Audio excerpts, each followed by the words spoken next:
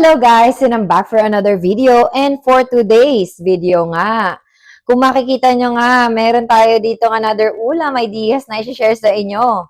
Ang lulutuin natin for today's video, ginisang upo with miswa. Simulan na natin yan. Init lang tayo ng kawali. At syempre, hindi mawawala ang ating oil.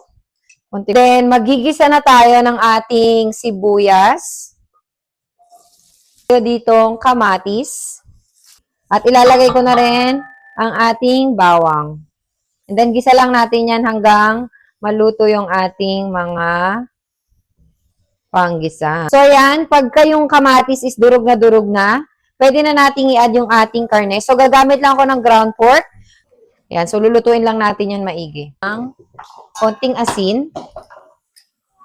Para sa karne pa lang may lasa na. Lalagay din ako ng paminta. Lalagay tayo ng konting tubig at pakukuluan natin to ha. At ayan, tingnan natin yung ating karne. Next naman na gagawin natin is maglalagay na tayo ng more water. Lagay naman ako ng 4 cubes. So, isang 4 cubes lang. So, ayan, pagkalagay ng 4 cubes, haluin lang yan ng kaunti. Maglagay ng konti pang paminta. Maglalagay ako ng konting fish sauce. Tatakpan na muna natin to at pakukuluan natin bago natin i-add yung ating upo at saka miswa. Pwede na natin i-add yung ating upo at miswa. So, ito yung ating upo, guys. Hiniwa ko lang yan ng cube size. Ayan, o. Pero nasa sa inyo kung anong sizes nyo gusto. Pero ganitong sizes yung gusto ko. So, ayan, add lang natin. Naman sa miswa, guys, ito yung aking miswa, ha. Ito yung brand na ginamit ko. Ito lang yung nakita ko sa Asian store. Hindi tayo maglalagay ng maraming miswa dahil based sa experience ko, yung unang-unang beses ko itong ginawa, ang dami kong nilagay. Naku po, parang naging ano na. So, yung sakto lang. Ito, tama na siguro to isang ano lang. So, yan, haluin lang natin and then tatakpan natin to ulit.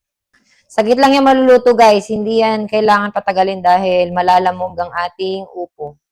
Takpan ko muna yan.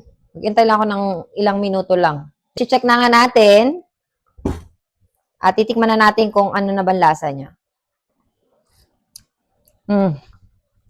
Ayan na. Masarap na siya, guys. So, ayan, hindi na natin ito patatagalin ng pagkulo dahil madali nga pong maluto yung ating mga upo at para hindi rin siya malamog. So, ganito lang kasimple magluto ng ginisang upo with miswa. Kaya naman, ano pang hinihintay nyo? Kung kayo nga ay nahihirapan mag-isip ng anong ulam nyo today, itong recipe na to ay para sa'yo. So, yun lang guys. Thank you guys for watching. Bye!